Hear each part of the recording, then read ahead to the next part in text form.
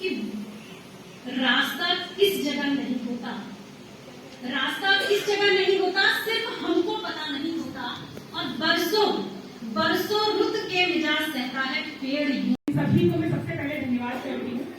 इसके बाद मैं ये कहना चाहती हूँ कि फ्रंट लाइन ये पुस्तक के विमोचन में आज आप सभी लोग यहाँ पर उपस्थित हैं, अपना कीमती समय निकालकर आप यहाँ पर आए, इसके लिए बहुत बहुत धन्यवाद। संघर्षों के गहरे समंदर में साहस के साथ डुबकी मारकर मोती खोजने वालों को खोज कर लाई है ललिता जी, उत्तराखंड की उभरती हुई कलमकार। फ्रंट लाइन सपने और संघर्ष उनकी नवीनतम पुस्तक है, जो जिंदगी से जूझकर अपने सपनों को मूर्त रूप देने वालों की दास्तान है। आधी आबादी के उपमान से सुशोभित स्त्रियों की राह क्या वाकई इतनी आसान होती है? क्या उनके सपनों को उतना खाद पानी, उतना रखरखाव? Your thoughts they become words. अपने विचारों को देखें, वो शब्द बनेंगे, और watch your words they become actions. आप अपने शब्दों को देखें, जैसा आप बोलेंगे वही आप कर्म करेंगे। Watch your actions they become habits. आप अपने एक्शंस, अपने क्रियाकलाप देखें, वही आपका स्वभाव बनेगी, नेचर बनेगी, आदत बनेगी। और watch your habits they become your character. जैसी आपकी एक्शंस हैं, आपकी क्रियाकलाप है, वही आपका चरित्र बनेंगे। और watch your character, it become your destiny.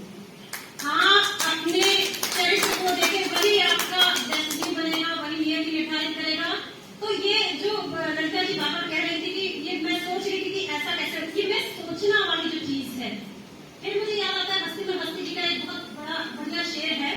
Hello, हाय, नमस्कार, प्रणाम। जी हाँ साथियों, अभी मैं पहुंच चुकी हूँ हल्द्वानी, और हमें एक कार्यक्रम में इनवाइट किया गया है उत्तराखंड मुक्त विश्वविद्यालय में। यहाँ पे महिला केंद्र का उद्घाटन होना है, और 51 महिलाओं की संघर्ष और सपनों पर एक किताब का विमोचन होना है। फ्रंट लाइन जिसका पेज है, जिसका कवर दिया गया है फ्रंट लाइन, और यहाँ पे अन्य क्या क्या कार्यक्रम हैं और किन किन लोगों को इनवाइट किया गया है, ये सब मैं आपको इस वीडियो के माध्यम से दिखाती हूँ, और आप हमारे वीडियो में बने रहें। आइए आपको ले चलती हूँ उत्तराखंड मुक्त विश्वविद्यालय की ओर। और संघर्ष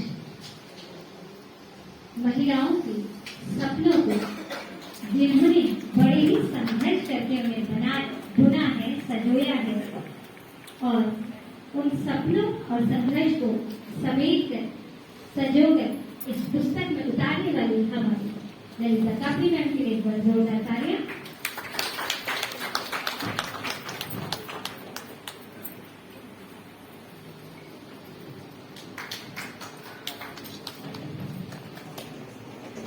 सिर्फ 100 साल पहले तक भी जाए तो शिक्षा हमारे लिए बड़ा एक उद्देश्य हुआ करती थी कि महिलाएं या हमारी जो बड़े बुजुर्ग हैं वो किस प्रकार से उस शिक्षा पर अपना हक जमाएं। राजा महाराजाओं के समय में राजकुमारियों में शिक्षा का प्रादुर्भाव इसलिए किया गया क्योंकि उन्हें कहते हैं बड़े राजघरानों में जाना होता था, तो शिक्षा वहां भी बहुत महत्वपूर्ण थी। अगर आप शिक्षित नहीं है तो आप वेल्ड नहीं है, आप सामाजिक नहीं है, आपका पहनावा, आपका बोलना, आपका चलना आपकी शिक्षा को दर्शाता है कि आप कितने पढ़े लिखे हैं।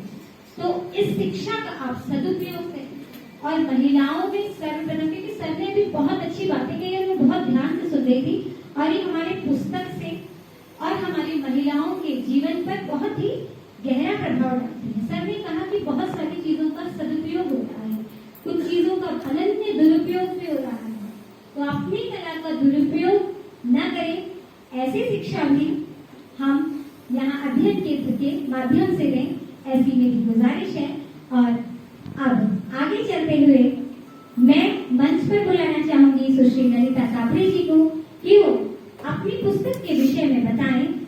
क्या उनके मन में ये विचार थे, क्या उनके मन में ऐसा संकलन आया, ऐसा संकल्प आया कि उन्होंने महिलाओं के सपने और संघर्ष नाम की इस पुस्तक को रचना का आग्रह बोला।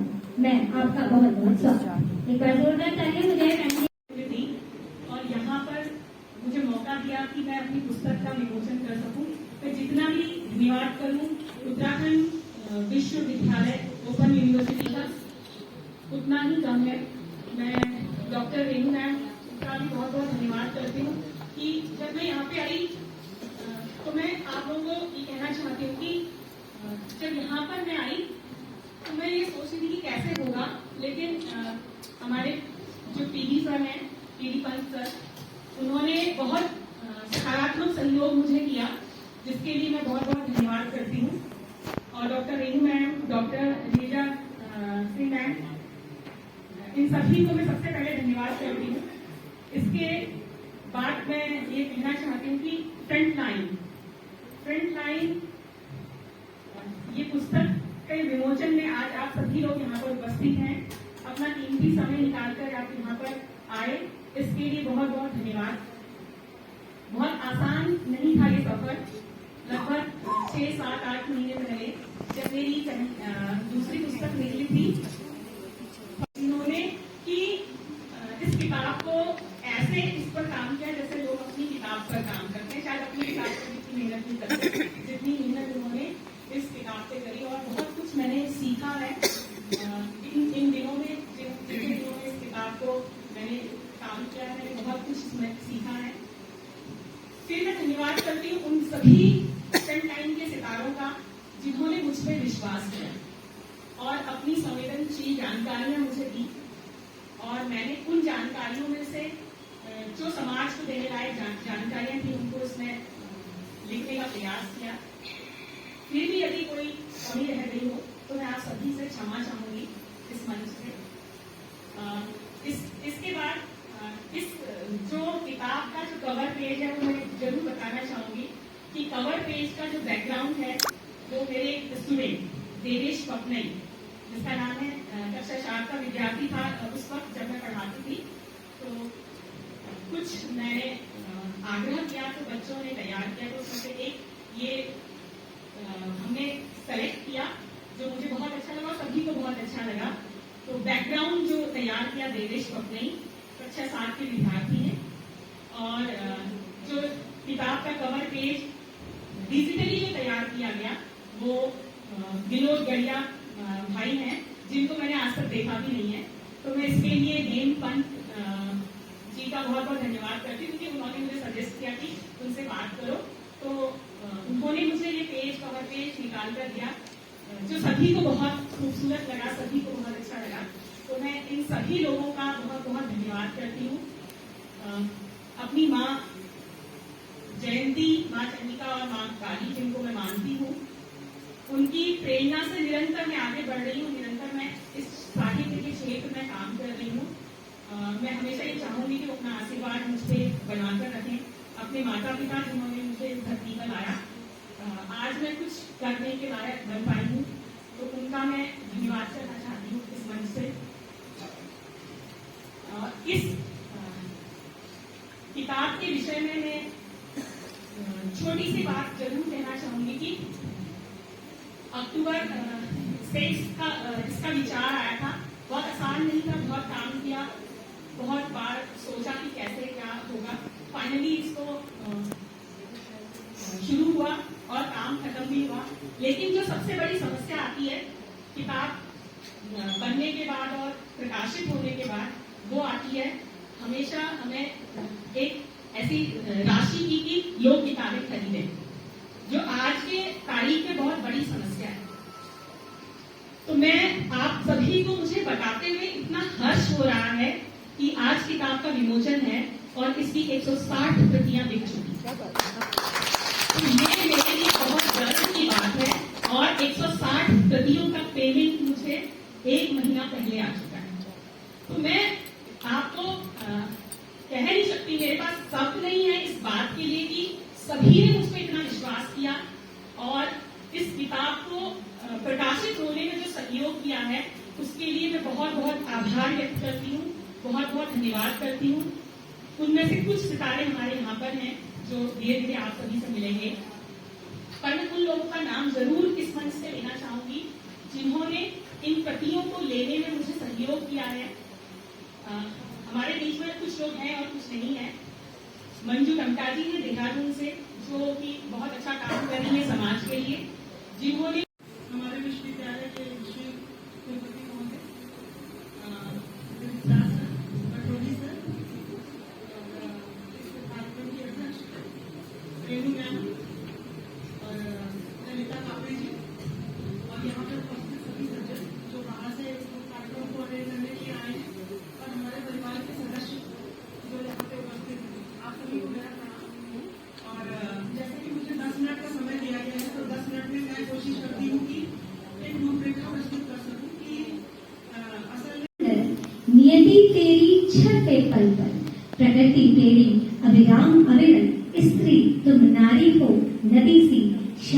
सरल, सहज, निर्मल।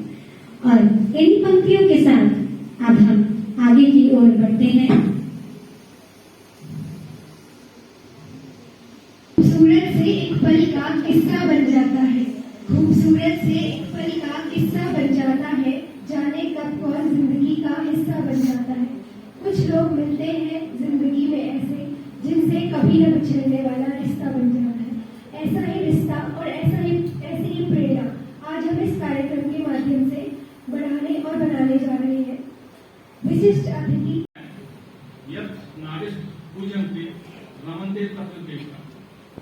जिसने भी जिस महामुनि ने, जिस विद्वान ने इस श्लोक को रचा होगा, गढ़ा होगा, उसने बहुत गहन गंभीरता से इसे गढ़ा होगा। और कब गढ़ा होगा ये हमको भी पता नहीं है, बहुत पहले गढ़ा होगा। उस समय भी महिलाओं को सम्मान दिया। ये बात अवश्य आप भारतीय वाङ्मय को उठा लें, भारतीय साहित्य को उठा लें, हर दौर में महिला संघर्ष करते हुए दिखाई देती, चाहे वो वैदिक काल में, चाहे वो और काल में, महिलाएं संघर्ष करती रही हैं और आगे बढ़ती रही हैं। और महिलाओं का महत्व, नारी के महत्व को जब राम के मुख से कहला जाता है, जननी जन्मभूमि से संगात भी गरीयसी, जननी माता, माता नारी, उसको भी कुछ स्थान दिया गया। तो नारी हारने का तो प्रश्न नहीं होता। हर कालखंड में नारी ने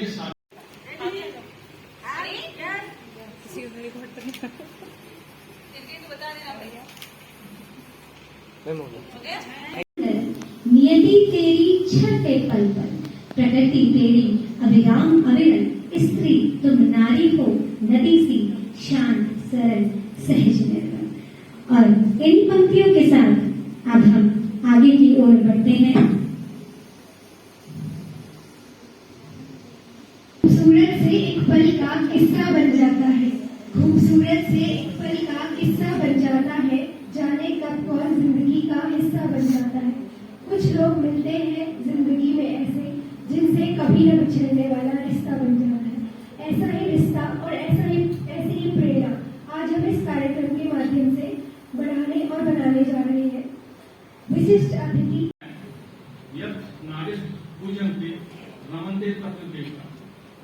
जिसने भी जिस महामुनि ने, जिस विद्वान ने इस श्लोक को रचा होगा, गढ़ा होगा, उसने बहुत गहन गंभीरता से इसे गढ़ा होगा। और कब गढ़ा होगा ये हमको भी पता नहीं है, बहुत पहले गढ़ा होगा। उस समय भी महिलाओं को सम्मान दिया। ये बात अवश्य आप भारतीय वाङ्मय को उठा लें, भारतीय साहित्य को उठा लें, हर दौर में महिला संघर्ष करते हुए दिखाई देती, चाहे वो वैदिक काल में, चाहे वो और काल में, महिलाएं संघर्ष करती रही हैं और आगे बढ़ती रही हैं। और महिलाओं का महत्व, नारी के महत्व को जब राम के मुख से कहला जाता है, जननी जन्मभूमि से संगात भी गरीयसी, जननी माता, माता नारी, उसको भी कुछ स्थान दिया गया। तो नारी हारने का तो प्रश्न नहीं होता।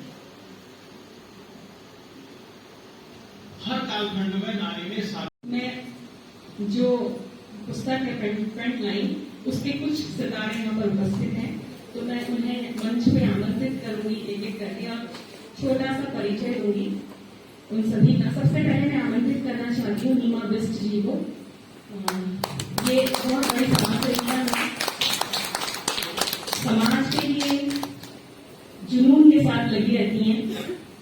तो मैं मैम से आग्रह करूंगी, सभी अतिथि गणों से मैं आग्रह करूंगी कि मैम को सम्मानित करें।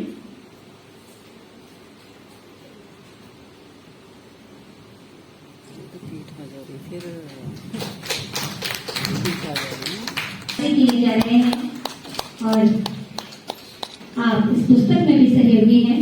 इसी श्रृंखला में अगली ये भी एक संघर्षशील महिला है जिन्होंने अपने जीवन में बहुत अधिक संघर्ष किए हैं। मैं जरूर चाहूंगी कि आप इस किताब को पढ़ें, यहाँ से लेकर जाएं। आप सभी से यह आग्रह भी है कि इस पुस्तक को अवश्य आप खरीदें, स्वयं के लिए भी और अपनों के लिए भी और उन विद्यार्थियों के लिए भी जिन्हें आप पढ़ा रहे हैं ताकि वो इन जीवन तेजी से आगे। आज उत्तराखंड में ही नहीं, कई राज्यों में मैडम का नाम है, तो जोरदार तालियों से हम इन बहुत आसानी से घुल मिल जाती हैं सभी में। तो आपका हार्दिक स्वागत है मैम। शांति जीना मैम को मैं व्यक्तिगत रूप से भी जानती हूँ। मैम आप पुनर्नवा महिला समिति में सचिव के रूप में भी कार्यरत हैं और बहुत हर्ष की बात है कि पुनर्नवा महिला समिति द्वारा ही पिछले 2 वर्षों से महिला रामलीला का आयोजन किया जा रहा है और आप उसकी प्रणेता हैं। हम आपका बहुत बहुत आभार व्यक्त करते हैं।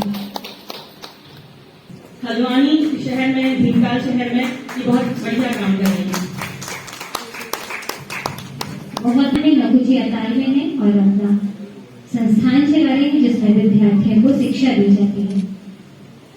मंजूषा जी का आपका हार्दिक स्वागत है, जो कि रिटायर्ड प्रिंसिपल हैं और सकारात्मक ऊर्जा का भंडार है, जिनको देखकर कभी नहीं लगता कि ये रिटायर्ड प्रिंसिपल है। मैं बहुत ज्यादा मोटिवेट होती हूँ इन्हें देखकर। हमारे समाज को अब ऐसी ही महिलाओं की आवश्यकता है जो स्वयं जागरूक होकर आने वाली पीढ़ी को जागरूक करें और इन जागरूक महिलाओं के लिए जोरदार तालियां बजती रहनी चाहिए। हमारे बीच में रमा बिस्ट जी उपस्थित हैं। नाम लेना चाहूंगी सुमन पांडे जी का, जो कि लोहाघाट चंपावत से हमारे बीच में उपस्थित हैं और एक छोटे से आग्रह पर उन्होंने अपना समय दिया। शिक्षा विभाग से जुड़ी हुई हैं, आपका बहुत बहुत आभार।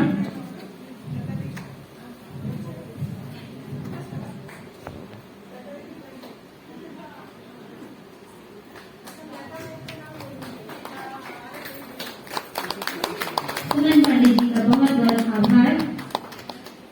आपने अपना बहुमूल्य समय आज के कार्यक्रम में दिया। अगला नाम लेना चाहूंगी सावित्री दुग्ताल जी का। दुग्ताल जी हमारे बीच में हैं, जो कि शिक्षा विभाग से रिटायर्ड प्रधानाचार्य हैं और आजीवन इन्होंने केवल और केवल शिक्षा को अपना समर्पित किया। सावित्री दुग्ताल मैम, हम आपका बहुत बहुत अभिवादन करते हैं क्योंकि आप शिक्षा से जुड़ी हुई हैं और कन्याओं के जीवन में आपने शिक्षा के माध्यम से भूरी योगदान दिया। अगला नाम लेना चाहूंगी शशि जोशी जी का। इनके विषय में जितना भी बोला जाए वो कम है। शिक्षा विभाग से जुड़ी है, हिंदी की अध्यापिका है, जीआईसी बाजपुर में ही पढ़ाती हैं कक्षा 10 के विद्यार्थियों को और लेखिका है, समाज से जुड़ी हुई है और बहुत सरल स्वभाव की महिला, जिनको मिलकर हमेशा सकारात्मकता का भाव पैदा होता है। तो बहुत बहुत धन्यवाद करना चाहूंगी। शशि जोशी जी, आप एक वरिष्ठ साहित्यकार हैं। आपके द्वारा कई पुस्तकें लिखी गई हैं। हम आपका बहुत बहुत धन्यवाद व अभिवादन। अगला नाम लेना चाहूंगी दीपा गोगाड़ी जी का। बहुत सरल स्वभाव की महिला है और जीवन परिचय यदि आप पढ़ेंगे तो आपको एहसास होगा कि किन संघर्षों से उन्होंने अपना नाम आज समाज में बनाया है। एक वरिष्ठ साहित्यकार है, साहित्य के क्षेत्र में अपना नाम रखती है।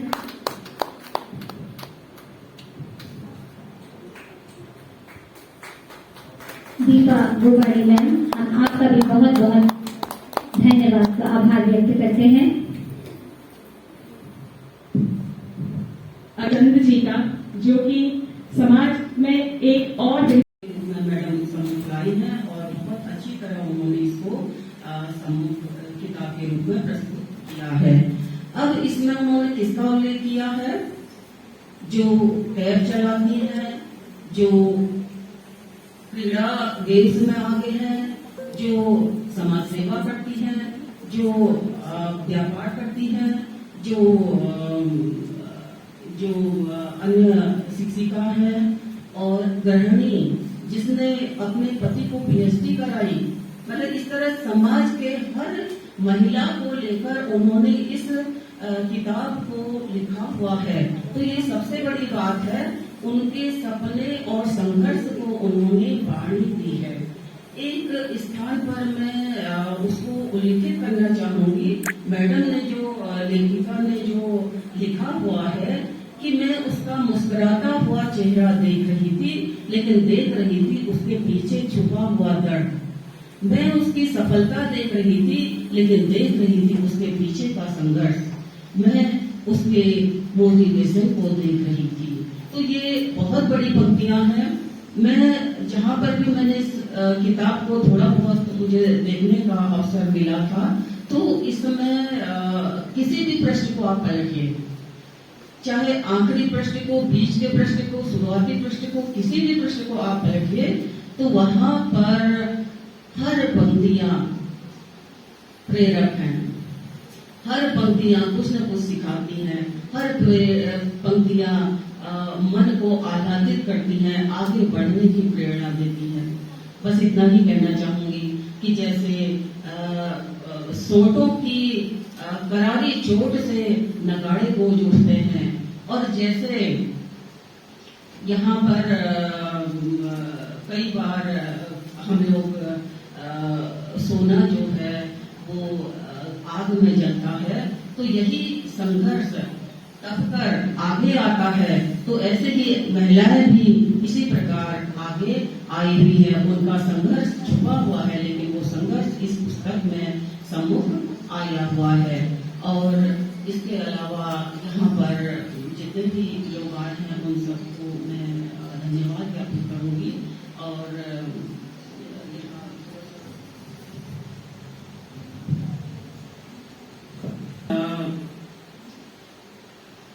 ये कुछ पंक्तियां मैडम के लिए उल्लेखित करना चाहती हूँ। यह तो अभी शुरुआत है मेरे हौसलों की उड़ान की, मेरे सपनों का आसमां तो बहुत विशाल है। तो इन्हीं पंक्तियों के साथ अपनी वाणी को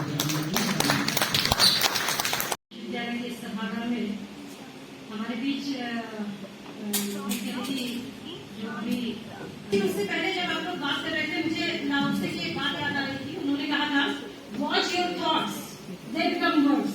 अपने विचारों को देखें वो शब्द बनेंगे, और watch your words they become actions. आप अपने शब्दों को देखें, जैसा आप बोलेंगे वही आप कर्म करेंगे। Watch your actions they become habits. आप अपने एक्शंस, अपने क्रियाकलाप देखें, वही आपका स्वभाव बनेंगी, नेचर बनेगी, आदत बनेगी। और watch your habits they become your character. जैसी आपकी एक्शंस हैं, आपकी क्रियाकलाप है, वही आपका चरित्र बनेंगे। और watch your character it become your destiny. आप अपने चरित्र को देखें, वही आपका डेस्टिनी बनेगा, वही नियति निर्धारित करेगा। तो ये जो ललिता जी बाबा कह रही थी कि ये मैं सोच रही थी कि ऐसा कैसे, ये मैं सोचना वाली जो चीज है। फिर मुझे याद आता है हस्ती में हस्ती जी का एक बहुत बड़ा बढ़िया शेर है कि रास्ता किस जगह नहीं होता, रास्ता किस जगह नहीं होता, सिर्फ हमको पता नहीं होता। और बरसों बरसों रुत के मिजाज सहता है पेड़। बड़ी चीजें प्रतिदिन के रूप में हमारे सामने आएंगी और अन्य लोगों के लिए भी प्रेरणा स्रोत बनेंगी। ये बहुत जरूरी है। ठीक है, मतलब मैं खुद बोल रही हूँ, अगर हम उन महिलाओं को देखते हैं, बड़ा खुश होते हैं कि आज ये यहाँ पर है, उनके पीछे की गाथा क्या है, ये जानना ज्यादा जरूरी है। क्यों? क्योंकि जो आशीष से वंचित है, जो महिलाएं आगे नहीं बढ़ पा रही है, आगे लोग और रहे देखते सिर्फ तमाशा, तट पर बैठे लोग। कुछ लोग नदी में उतरते नहीं, इन्हें डर के मारे, ये क्या होगा, वो क्या होगा, ऐसा कर लिया तो क्या होगा, समाज क्या कहेगा, ये क्या कहेगा, वो क्या कहेगा, और वो जिंदगी भर नदी के तट पर बैठे रह जाते हैं। लेकिन जो डुबकी मार देते हैं, जो उतर जाते हैं दरिया के अंदर, जो समंदर में उतर जाते हैं, वो फिर अंदर जा करके गहरे गहरे समंदर में से मोती निकाल कर लाते हैं। तो जीवन के संघर्षों के गहरे समंदर में साहस के साथ डुबकी मारकर मोती खोजने वालों को खोज कर लाई है ललिता जी, उत्तराखंड की उभरती हुई कलमकार। फ्रंट लाइन सपने और संघर्ष उनकी नवीनतम पुस्तक है, जो जिंदगी से जूझकर अपने सपनों को मूर्त रूप देने वालों की दास्तान है। आधी आबादी के उपमान से सुशोभित स्त्रियों की राह क्या वाकई इतनी आसान होती है? क्या उनके सपनों को उतना खाद पानी, उतना रखरखाव